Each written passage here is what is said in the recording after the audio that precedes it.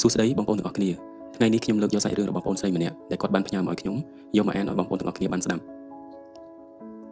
ជំរាបសួរបងខ្ញុំចង់ឲ្យបងនិយាយពីសាច់រឿងខ្ញុំផ្ទាល់មួយខ្ញុំនិងគាត់មិនទាន់ជាប្តីប្រពន្ធទេប៉ុន្តែខ្ញុំចង់ឲ្យបងនិយាយរឿងខ្ញុំដែលខ្ញុំឆ្អែតនឹងទង្វើផិតក្បត់របស់គាត់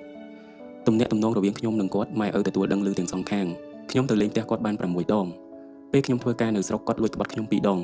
តែគាត់អត់បញ្ចេញទេតែខាងស្រីជាអ្នកបង្ហាញលើកទី1ចាប់បានហើយខ្ញុំបានទៅដោះស្រាយរួចក៏លើកលែងឲ្យគាត់ថាសុំពេលខ្ញុំបាយពីគេខ្ញុំក៏ទុកពេលឲ្យបន្ទាប់មកខ្ញុំក៏មកធ្វើការនៅភ្នំពេញគេក្បត់ខ្ញុំជាលើកទី4បន្ទាប់មកគាត់បានបញ្ចេញគ្នានៅក្នុង Facebook និង TikTok តែម្ដងហើយបើសួរថាខាងស្រីដឹងឬអត់គឺនាងដឹងតែនាងចង់បានគ្នាណាបងលើកទី5ខ្ញុំសម្រេចចិត្តដើរចេញទាំងដែលគាត់គ្មានលុយដណ្ដឹងខ្ញុំទេគ្មានលុយចាយបាញ់កាតឲ្យបាញ់លុយឲ្យគាត់ជិះតុកតុកបាញ់លុយឲ្យគាត់ទិញចិញ្ចៀនជាប់ពាក្យខ្ញុំក៏សន្សំម្នាក់ឯងទិញចិញ្ចៀនរួចគាត់ក៏ក្បត់ខ្ញុំទៀតខ្ញុំមានអារម្មណ៍ចែកពេកទើបខ្ញុំដើរចេញបងទាំងគ្រួសារគាត់កំពុងពេញចិត្តនិងស្រឡាញ់ខ្ញុំតែចុងក្រោយការប្រឹងប្រែងរបស់ខ្ញុំប្រកល់ជូនជនទី3និងប្រុសក្បត់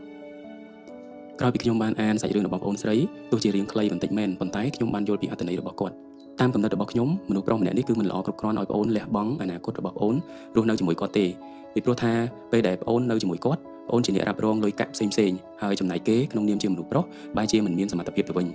ហើយការដែលមនុស្សប្រុសសន្យាថានឹងចូលទៅដឹងរៀបការតាមច្បាប់អីនោះគឺគ្រាន់តែជាការលេះរបស់គេទេបើសិនជាមនុស្សប្រុសដែលគេមានទំនួលខុសត្រូវគឺគេនឹង